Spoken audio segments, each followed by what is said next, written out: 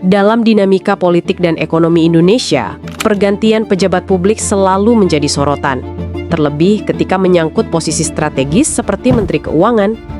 Pada 8 September 2025, Presiden Prabowo Subianto resmi melantik Purbaya Yudi Sadewa sebagai Menteri Keuangan Indonesia, menggantikan Sri Mulyani Indrawati. Keputusan ini sontak menarik perhatian publik, pelaku pasar, hingga pengamat internasional, mengingat Sri Mulyani dikenal sebagai sosok dengan reputasi global dalam menjaga kredibilitas fiskal Indonesia. Purbaya Yudi Sadewa bukanlah nama baru dalam dunia ekonomi nasional. Sebelum menjabat sebagai Menteri Keuangan, ia menjabat sebagai Ketua Lembaga Penjamin Simpanan atau LPS sejak 2020. Lembaga ini memiliki peran vital dalam menjaga stabilitas perbankan, sehingga Purbaya dianggap memiliki pengalaman mumpuni dalam mengelola sektor keuangan. Selain itu, latar belakang akademisnya juga terbilang solid. Ia menempuh pendidikan teknik elektro di Institut Teknologi Bandung, kemudian melanjutkan studi S2 dan S3 di bidang ekonomi di Purdue University, Amerika Serikat. Perpaduan antara disiplin teknik dan ekonomi inilah yang membuatnya dikenal sebagai sosok teknokrat yang analitis sekaligus praktis. Sebelum memimpin LPS, Purbaya juga pernah menjabat di sejumlah posisi strategis, termasuk di Kementerian Koordinator Bidang Kemaritiman dan Investasi. Selain itu, ia juga pernah memimpin Dana Reksa Sekuritas, sebuah perusahaan sekuritas yang berperan besar dalam perkembangan pasar modal Indonesia.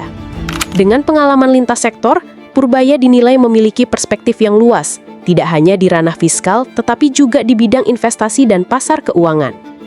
Pergantian ini tentu menimbulkan ekspektasi sekaligus pertanyaan. Sri Mulyani selama menjabat dikenal dengan kebijakan fiskalnya yang disiplin, transparansi anggaran, dan keberhasilan membawa Indonesia melewati berbagai krisis, termasuk pandemi COVID-19. Purbaya dengan latar belakangnya menghadapi tantangan besar untuk melanjutkan bahkan memperkuat fondasi yang telah dibangun pendahulunya. Dalam pernyataannya, ia menyampaikan keyakinannya bahwa target pertumbuhan ekonomi 6-8% bukanlah sesuatu yang mustahil, bahkan tanpa harus menaikkan pajak baru. Ia percaya bahwa peningkatan pertumbuhan akan otomatis memperluas basis pajak dan membuka lebih banyak lapangan kerja. Meski demikian, sejumlah analis pasar menaruh catatan. Mereka menilai Purbaya mungkin lebih lentur terhadap tekanan politik dibandingkan Sri Mulyani yang selama ini dikenal tegas dan independen.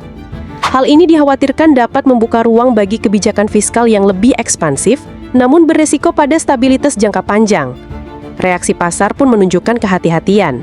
Indeks saham sempat melemah, sementara rupiah bergerak fluktuatif setelah pengumuman pelantikan. Namun, tidak bisa dipungkiri bahwa Purbaya juga membawa optimisme baru. Dengan visinya, ia menekankan pentingnya pertumbuhan ekonomi yang inklusif.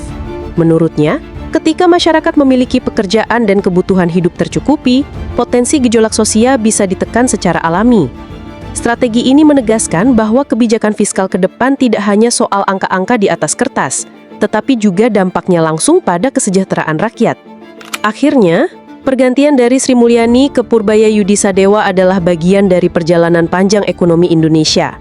Tantangannya jelas tidak kecil. Menjaga disiplin fiskal, mendorong pertumbuhan, dan sekaligus meredam ketidakpastian global. Bagaimana Purbaya menavigasi semua ini akan menjadi catatan penting dalam sejarah ekonomi Indonesia. Yang pasti, publik dan pasar akan terus mengawasi langkahnya, sembari berharap bahwa estafet dari Sri Mulyani dapat diteruskan dengan baik, bahkan membawa Indonesia ke arah yang lebih maju dan stabil.